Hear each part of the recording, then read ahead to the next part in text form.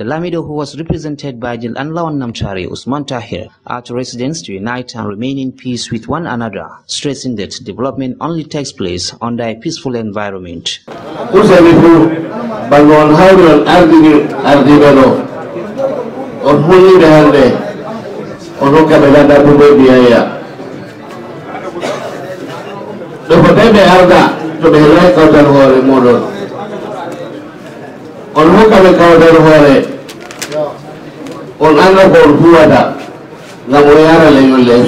Also speaking at the event, the Commissioner of Police, represented by CSP Muhammad Ibrahim, while congratulating the National Executive, says police is willing to work with the association to curtail insecurity in the state.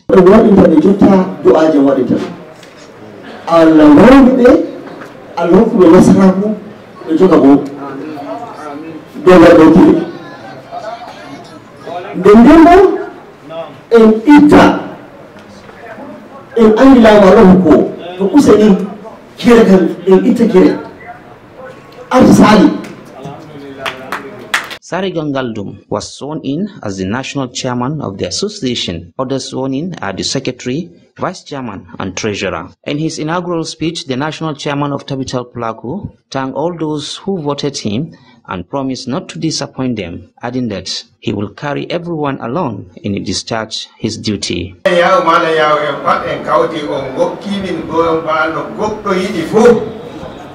Hannde nari no kawti pemto ongo ki en gomba no gokko yidi fu do um minon dido do da yanda mala yawo no gokko dinda biya wa hakunda ke mala yawo e wodi baba alla arti haqiqun minon ko men kadita ke gon.